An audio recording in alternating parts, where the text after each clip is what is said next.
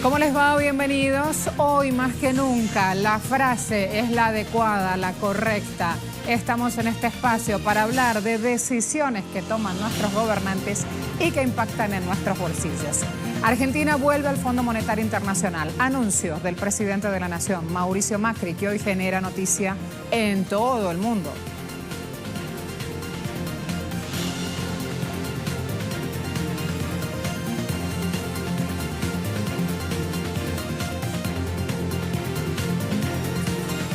Y además el retiro de Estados Unidos del pacto nuclear con Irán también está marcando la cancha en lo que respecta al sector petrolero. Ya lo vamos a revisar. Y esa postura de Irán, justamente, que si le cumplen, siguen el acuerdo nuclear, ahora 5 bandas, es otra de las grandes noticias de este día, que también tiene su arista económica.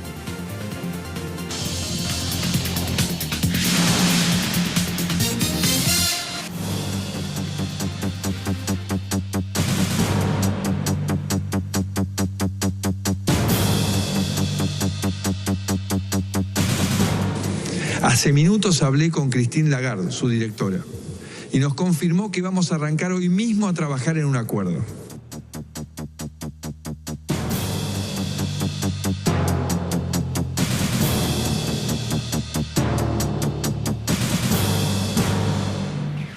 Y ahí viene la cuestión. Con esas palabras, el presidente Mauricio Macri anunciaba lo que llamó o presentaba como buena nueva. La cuestión es para quién es buena y para quién es nueva. Argentina se somete otra vez al Fondo Monetario Internacional. Allí, entonces, una vuelta atrás. ¿Con qué? Con las excusas de siempre. Con estos pronunciamientos que hablan de una suerte de tormenta perfecta, que genera un enorme gasto público, que genera volatilidad en las últimas 2 semanas, que generan la caída del peso a niveles mínimos frente al dólar. La receta comenzó con una suba de tasas de interés hasta 40%, intentando frenar la corrida, información del viernes pasado. Sin embargo, esta incertidumbre, esta volatilidad sigue siendo una constante. El dólar volvió a subir y lo que ya parecía una muerte anunciada llegó de la boca del propio presidente de la Nación. Argentina va al Fondo Monetario Internacional buscando dinero fresco para hacerle frente, dicen ellos, a la crisis. Según medios locales, el plan de rescate rondaría los 30.000 millones de dólares, aunque gobierno y voceros del Fondo Monetario Internacional se rehusaron a comentar sobre montos. Recuerdos del corralito que están impregnando hoy la mente de los argentinos, que vieron a su patria a merced de los fondos buitre. Hay múltiples imágenes para contarles mientras este titular, Argentina se somete al Fondo Monetario Internacional, aparecía en nuestra pantalla. La ayuda del Fondo Monetario devuelve el fantasma de los recortes y pone en guardia a la oposición peronista. ¿Quién lo está diciendo y quién habla además de peronismo? El País de España. Allí tienen ese pronunciamiento. Es el financiamiento más barato que tenemos disponible. El fondo presta a tasas que son inferiores a las tasas de mercado. Las tasas internacionales han subido. Esto no aumenta el endeudamiento de la Argentina porque simplemente reemplaza probablemente otro financiamiento que es más caro. Entonces refuerza la solvencia de la Argentina y sobre todo manteniendo el programa que tenemos. ¿Qué dijeron los medios del mundo sobre el anuncio presidencial? Fíjense, allí lo tienen. 8 de los diarios más influyentes del mundo informaron sobre esta decisión de Macri. Dieron este martes una amplia cobertura. Estamos hablando del Wall Street Journal, de Washington Post. Allí van a ver, intentamos ir más rápido de lo habitual porque ya nos espera nuestro invitado. Allí van a ver distintas notas económicas aludiendo a la Argentina golpeada que recurre al Fondo Monetario Internacional.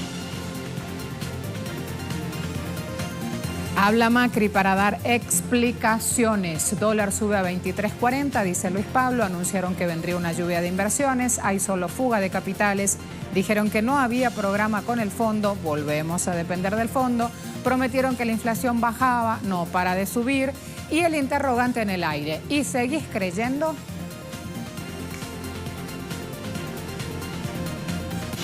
En México usan la misma excusa que acá, factores internacionales, dice María Teresa García.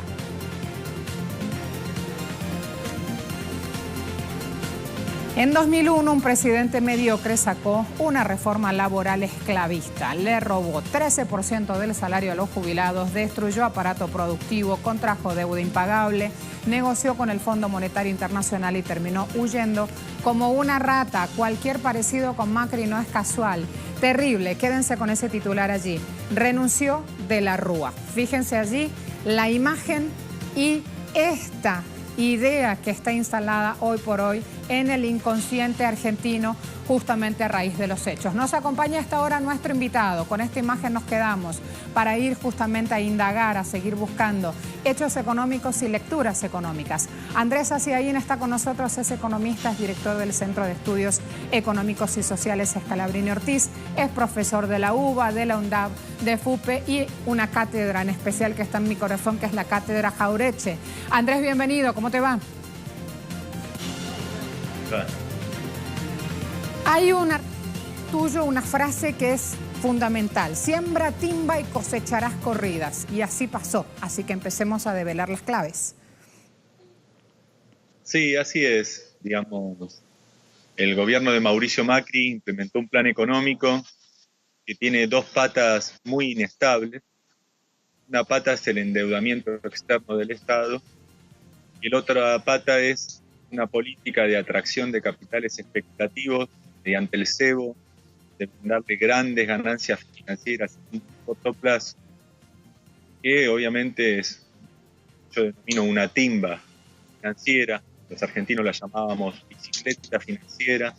Los mercados internacionales hablan de carry trade, que bueno, atrajo el cebo de grandes ganancias en un corto plazo, una suma importante de inversiones extranjeras y financieras, casi 14.000 millones de dólares en los 2 años y medio de gestión de Macri, un monto similar a lo que se le pagó a los fondos buitres, que así como vienen en búsqueda de esas grandes ganancias, ante el primer rumor o olor de que se puede acabar ese negocio financiero, salen huyendo, nosotros acá decimos como rata por tirante, ¿no? Por la velocidad a la que se van.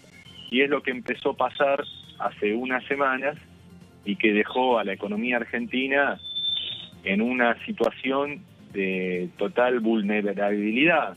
Con una corrida del dólar, el Banco Central demostró que las herramientas que tenía para enfrentar la corrida la jugó de entrada, la jugó mal, también hubo errores en la gestión y se encontró ante la encrucijada de que en los mercados, como se dice un eufemismo, que son estos grandes grupos saliendo de la Argentina y llevándose detrás también al ahorrista argentino, que entra en pánico al ver que los grandes que estaban haciendo el negocio se están escapando, dicen no voy a hacer el perejil que queda adentro, y empiezan a correr detrás. Y esta corrida amenazaba con llevarse puesta la economía argentina. Y bueno, ante esa disyuntiva, el gobierno decidió volver al Fondo Monetario Internacional, algo que uno no sabe si es un salvavidas que nos va a sacar a flote o es un salvavidas de plomo que nos va a terminar de hundir, como presumimos mucho, porque bueno, trae en el imaginario colectivo argentino la imagen de tantas crisis. Entonces, lejos de calmar los ánimos y la incertidumbre, la incrementa, creo que tanto en la Argentina como a nivel internacional, donde los mercados ven que Argentina recurre a un crédito de última instancia con un costo político enorme, y eso muestra un nivel de desesperación que obviamente no genera calma en los inversores internacionales, sino todo lo contrario. Y por el otro lado, si le llegan a dar el crédito, que yo todavía abro el paraguas de la duda, porque Argentina no cumple con las condiciones para acceder a líneas de crédito flexibles y tendría que implementar líneas de crédito condicionadas a programas de ajuste, que hoy día el gobierno no tiene el respaldo y la construcción política, creo yo, como para poder imponerlas. Por lo tanto, todavía me abro el paraguas de la duda sobre la posibilidad de acceder a ese crédito donde tienen depositadas las esperanzas hoy los funcionarios argentinos. Y aún si la consiguiera, esto recuerda a lo que fue el blindaje en tiempos de la Rúa, en la agonía del plan de convertibilidad, allá por el año 2000, de comienzos de este siglo, donde también salieron desesperados a buscar un crédito del FMI para sostener un esquema especulativo inviable como el actual, y la plata que entró por una ventanilla solo sirvió para financiar la fuga de los grandes grupos locales e internacionales de la Argentina, Andrés, incrementaron sus cuentas en el exterior, ¿no? Ahí Sí. hay un dato sumamente importante que vas mencionando. Apelo a tu manual de sonceras económicas para hablar del gradualismo y para hablar del contexto mundial adverso, que son dos cosas que van fundamentando como de base con Duhovne en el maletín debajo del brazo a pedir este préstamo. Sí, mira, el gradualismo, yo creo que, y la idea del gradualismo shock, en la que se debaten los sectores de la derecha, digamos, en la Argentina, yo creo que es un falso debate, que piensan que el problema de la Argentina es un problema de exceso de gasto y el tema es cómo reducirlo, de exceso de gasto público. Y en realidad, y entonces uno dice que hay que reducirlo gradualmente por condiciones políticas y sociales, y otro dice no, hay que darle leña. Y ahí podemos anotar, creo yo, la parte del FMI. Pero es un falso debate, porque en realidad el problema de la Argentina, si bien hay un problema fiscal y que genera incrementos, digamos, en la vulnerabilidad financiera de la economía, hay un problema más grave y urgente que es el problema externo de la falta de dólares. Que cuando el gobierno, por ejemplo, este año dijo no vamos a tomar más deuda porque tenía resuelto el financiamiento fiscal, lo que no se dio cuenta es que lo que no tenía resuelto es el problema del ingreso de dólares en Argentina, porque Argentina hoy día tiene un déficit comercial, o sea, lo que vendemos menos de lo que compramos. Tenemos a eso sumarle el pago de intereses por deudas contraídas, sobre todo en este gobierno. Tenemos la cuenta de un déficit de turismo externo muy grande y ahora se sumó una fuga de capitales que en una semana se llevó el 10% de las reservas, para que tengan una idea de la magnitud, o sea, dejó la economía en una situación muy vulnerable. Y la única fuente de dólares para sostener todo eso es el endeudamiento del Estado. Por eso, esta idea del shock o gradualismo no resuelve el problema real, porque pueden hacerle un ajuste, como vienen a hacer ahora, sacándole el vaso de leche al chico que toma la leche en la escuela porque empiezan a retrasar las entregas de mercadería, frenando obras que son importantes para el país porque dicen que no hay plata y porque hay que hacer un ajuste. Pueden empezar a tomar medidas para complicarle la vida cotidiana a todos los argentinos, pero con eso no van a conseguir un dólar, ¿tá? O sea, no es una cuestión de ajustar los gastos en pesos, sino que el problema es un problema externo que tiene que ver con la inserción argentina, con no haber resuelto problemas estructurales, industriales, de turismo, de alta inflación y fuga de capitales, que no se solucionan con programas de ajuste.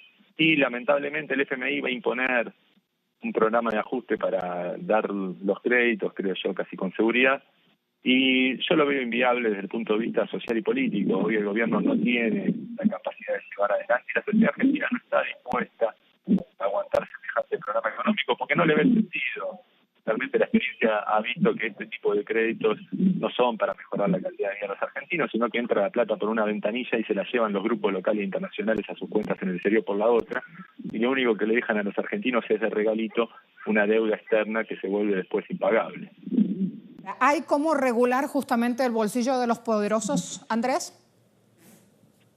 Claramente, me parece a mí que obviamente el primer problema es haber montado un esquema financiero especulativo donde las ganancias extraordinarias que estaban teniendo no tenían ninguna base en la economía real, en la producción, sino simplemente en la especulación, en el subsidio estatal a esa especulación. Toda esta rentabilidad financiera está subsidiada por el Estado. Los liberales, que siempre hablan en contra del Estado y del gasto público cuando beneficia a los pobres, no tienen ningún problema en agarrar el Estado y generar un gran subsidio y vivir de la teta del Estado. Y se montó una bicicleta especulativa que vive toda el subsidio estatal a través del Banco Central, que paga tasas enormes por unos títulos llamados LEVAC. Bueno, ese esquema es inviable. Argentina nunca tendría que haber armado semejante esquema, nunca tendría que haber eliminado restricciones como teníamos desde la crisis de convertibilidad para evitar que los capitales especulativos vengan, que eran restricciones de tiempo mínimo de inversión. Se eliminaron cuestiones como que los exportadores argentinos tengan la obligación de liquidar los dólares en el país. Hoy día ahora está pronto a venir la cosecha de soja, que es uno de los principales rubros de exportación de la Argentina, pero eso no implica que entren dólares a nuestra economía, que podría frenar la corrida y dar un poquito de aire al gobierno, porque el gobierno le eliminó la obligación de liquidar las divisas a esos grupos exportadores y las pueden dejar afuera. Entonces, Andrés, genera ningún ingreso de dólares en la economía argentina. Bueno, esas medidas son lo que hay que revertir. Diciendo que la política económica está encontrando su límite. ¿Lo dices justamente por toda esta cuestión, por la inminencia de los ingresos por la soja que podrían llegar y que nos estás explicando que no llega? ¿O hay otro punto o algún hecho político puntual o el comportamiento de la oposición o el 75% de los argentinos que rechaza la llegada del Fondo Monetario Internacional a Argentina? ¿Por qué lo decías? ¿Qué bases tienes para esta política económica está encontrando su límite? Porque montaron un esquema especulativo que su única base de sostenimiento actual es la posibilidad de endeudar al Estado en el exterior y conseguir dólares de esa manera. Y la carta última que están jugando, porque es la última carta realmente, digamos, última carta para evitar una crisis, ¿no? Es pedirle un crédito al Fondo Monetario Internacional. Y yo creo que como no están dadas las condiciones para que Argentina acceda a los créditos flexibles, como accedió México y Colombia, para que tengan una idea, una de las condiciones para acceder a créditos flexibles es tener una inflación baja y estable. Argentina tiene una inflación que ronda el 26% y es totalmente inestable, junto a otros requisitos que tampoco cumple nuestro país. Va a tener que caer en créditos condicionados a políticas de ajuste, que yo no creo que tenga el gobierno las espaldas políticas y sociales para implementarlas. Entonces, creo que esta última carta que intenta jugar, de acceder a un crédito del Fondo Monetario Internacional, no va a conducir a buen puerto. Y si lo si llegaran a lograr pegar algo de plata en el FMI, se la fumarían en un par de meses los grupos económicos locales e internacionales, porque esta plata no es para financiar a los argentinos, sino para financiar la salida de la Argentina de los grupos que hicieron grandes ganancias especulativas y que ahora se quieren ir y no hay dólares para todos, entonces los quieren conseguir endeudando el Estado con el FMI. Hay que ver si el FMI se lo da. Queda muy clara justamente la clave y lo que está pasando. Sí, 20 segundos más para redondear la idea, me decías. No, que también hay que ver, te decía, si el FMI se lo da, también con el costo de prestigio que puede implicar para el organismo después de haber financiado la crisis de la convertibilidad y generar un desprestigio muy grande del organismo. Hay que ver si hoy en día las potencias quieren que el FMI tire la plata para financiar que grupos locales e internacionales que estaban especulando en la Argentina se lleven la plata al exterior, ¿no? Muchas gracias por este tiempo, gracias por atendernos. No, gracias a ustedes y un saludo a todos los televidentes. Muy amable. Andrés Aciaín con nosotros, economista, docente, además universitario, trajinando la calle, y desde ahí nos cuenta y nos devela las claves para entender por qué hay decisiones que toman algunos gobernantes, caso Macri, y que impactan de lleno en nuestros bolsillos. Pausa muy rápida y a la vuelta, hablando de ese tipo de decisiones, Trump se encuentra con que no quiere más el acuerdo nuclear con Irán. Lo había prometido en campaña, lo cumplió. Ya se lo contamos.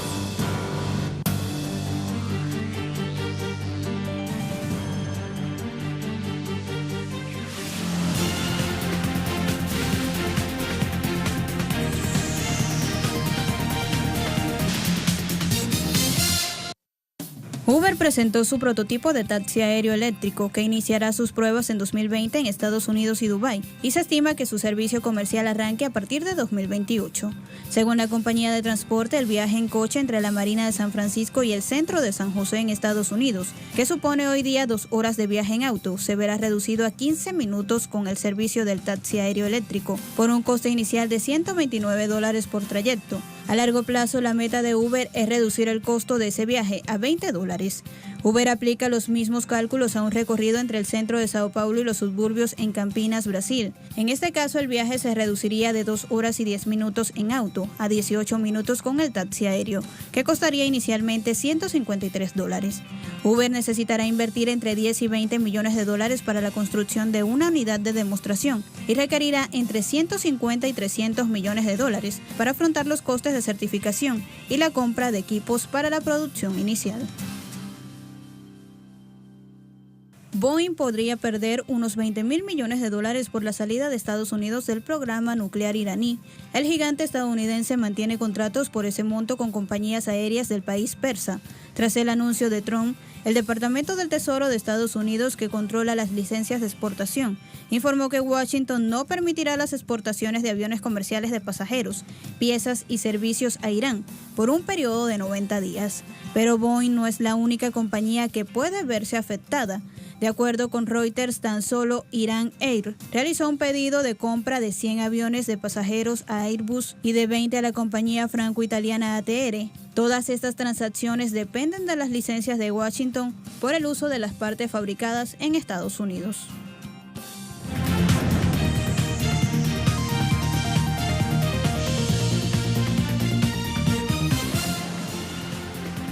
Tal y como estaba previsto, el presidente Donald Trump anunció este martes su salida del pacto nuclear firmado en 2015 entre Irán y el G5+1. Washington, con Trump a la cabeza, vuelve a mostrar que no es un aliado confiable, que no vale la pena transar con él. En esto han coincidido distintos analistas, así que vale repasar también cuáles son las excusas que usa el magnate para echar por tierra un acuerdo que, según el propio Obama, incluso según el actual secretario de Defensa del país, está funcionando. Ponemos la lupa en 3 argumentos específicos. Trump afirmó que cuenta con pruebas definitivas y concluyentes provenientes de la inteligencia de Israel de que Irán busca activamente hacerse con armamento nuclear. Por su parte, Teherán rechaza, lo ha hecho en numerosas ocasiones, las acusaciones de tener como objetivo el desarrollo de armas nucleares. Ha provisto de fondos a Teherán para apoyar el terrorismo y desestabilizar Oriente Medio. Otra excusa, provocaría una guerra armamentista en la región en caso de continuar en vigencia. Otra excusa, porque hoy mismo OIEA, el máximo organismo, daba por tierra toda esta cuestión y decía: Irán cumple en tiempo y forma lo acordado en ese pacto nuclear. ¿Por qué entonces Estados Unidos ataca el pacto? Rajab Safarov, director del Centro de Estudios Iraníes Contemporáneos, dijo que Estados Unidos estará contento de ver esta escalada de tensiones en Oriente Medio con el acuerdo nuclear desgarrado. El conflicto entre Irán e Israel, Arabia Saudita y otros países podría intensificarse, a juicio del experto, y esto representaría un verdadero negocio para Washington. En realidad, Irán no es una amenaza para Estados Unidos. Estados Unidos solo quiere ganar dinero y promueve sus armas militares en Oriente Medio al hacer la amenaza contra Irán. Estas armas han ayudado a los estadounidenses a ganar cientos de miles de millones de dólares. Recordemos que Estados Unidos está a la cabeza del gasto militar mundial, con 610 mil millones de dólares, una cantidad mayor a la de los 7 que le siguen en la lista juntos. Representa más de un tercio del gasto militar global. La mayoría de esas armas que Estados Unidos exporta tienen como destino final Oriente Medio. China expresa pesar por la decisión de Estados Unidos. He sido muy clara en varias conversaciones con el presidente de los Estados Unidos sobre la creencia del Reino Unido de que el JCPOA, el acuerdo nuclear con Irán, debe permanecer. Esa es también la opinión compartida por la canciller Merkel de Alemania y el presidente Macron de Francia.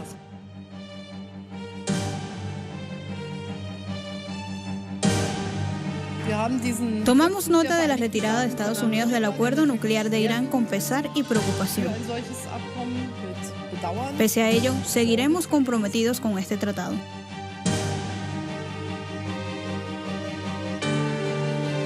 El trato está muerto. Larga vida al trato. No, el trato no está muerto. Perdón, digo esto de nuevo. El trato está aquí. El trato no solo no está muerto, sino que fue aprobado por unanimidad por el Consejo de Seguridad de las Naciones Unidas. El trato no está muerto. Necesita continuar.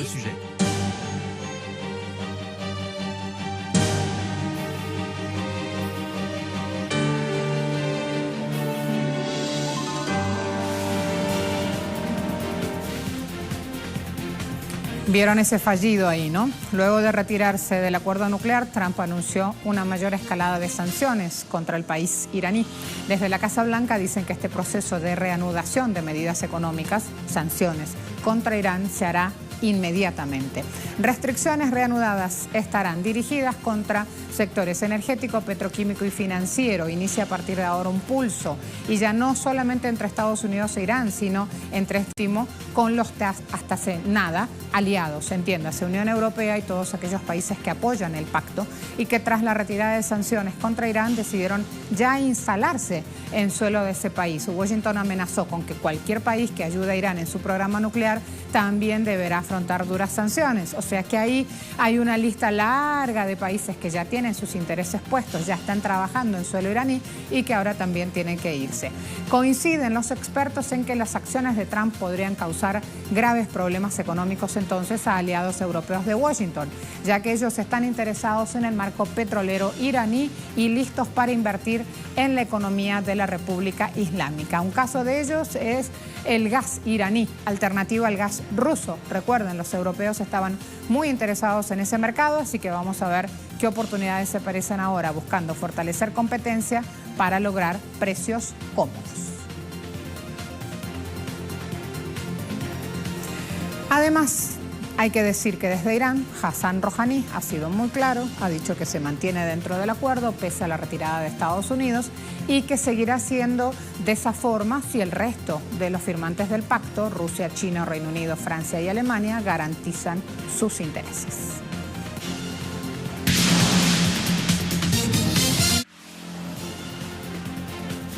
Claro que este retiro de Estados Unidos del pacto nuclear sigue marcando también, les decía, la cancha en lo que respecta a temas petroleros. El ministro de Energía de Arabia Saudita anoche prometía compensar una posible baja del suministro de crudo por parte de Teherán. Así lo dijo, el reino trabajará con los principales productores y consumidores dentro y fuera de la OPEP para reducir efectos de la escasez de suministros. Khalid Al-Falih, Ministerio de Energía, allí tienen el pronunciamiento, al frente también de Industria y Recursos Minerales de Arabia Saudita, dejando muy claro, a rey muerto, rey puesto.